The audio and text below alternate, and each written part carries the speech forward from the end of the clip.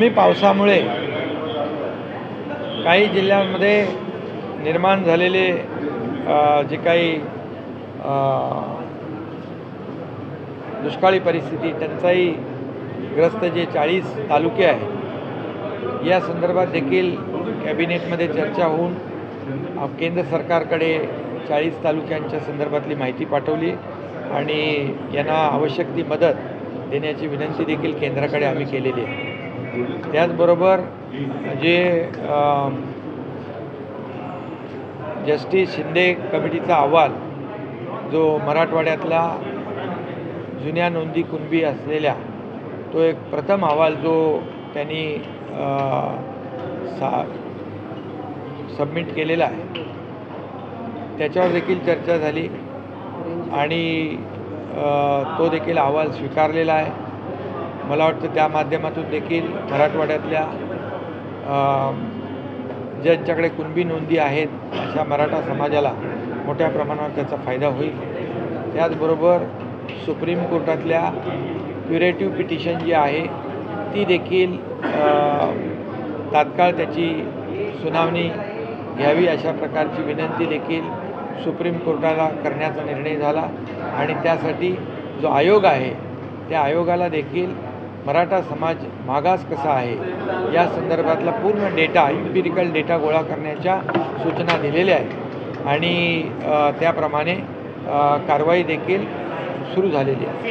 आणि त्यासाठी जस्टिस भोसले अध्यक्ष म्हणून जस्टिस गायकवाड आणि जस्टिस शिंदे यांची एक कमिटी गठीत केलेली आहे आणि ही कमिटी जी आहे मराठा समाजाला आरक्षण मिळालं पाहिजे, टिकणारं आरक्षण मिळालं पाहिजे, कायद्याच्या चौकटीत बसणारं आरक्षण मिळालं पाहिजे, यासाठी हे तिन्ही निवृत्त न्यायाधीश न्यायमूर्ती यांची कमिटी सरकारला मार्गदर्शन करेल आणि त्याचबरोबर जो मागास वर्ग आयोग जो आहे त्याला देखील मदत करेल, जेणेकरून ही जी काही इम्पिरिकल डेटा गोळा करण्याची प्रक्रिया आहे ही अतिशय प्रभावी आणि वेगवान करण्यासाठी याचा फायदा होईल. कुणबी मराठा कुणबी प्रमाणपत्र देण्यासंदर्भात आपण आता कार्यवाही सुरू करायची. त्याच्यामध्ये त्यांनी जो अहवाल तयार केलेला आहे, प्रथम अहवाल आहे तो, 13,500 कुणबी नोंदी आढळलेल्या आहेत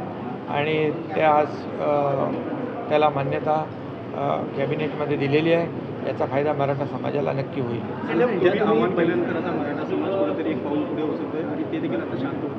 मराठा समाजाला मी कालही आवाहन केलं, मनोज जरांगे पाटील यांच्या अशी मी देखील ते संपर्कात आहे आणि त्यांनी देखील हे जे काही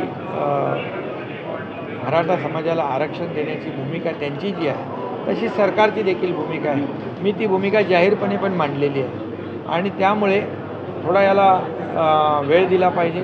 टोकाचं पाऊल उचलून आंदोलनाला गालबोट लागेल अशा प्रकारचं कुणाकडूनही होऊ नये अशा प्रकारची विनंती, आव्हान देखील मी सकल मराठा समाजाला करतो आहे. कारण मराठा समाज हा शांतताप्रिय आणि शिस्तप्रिय आहे.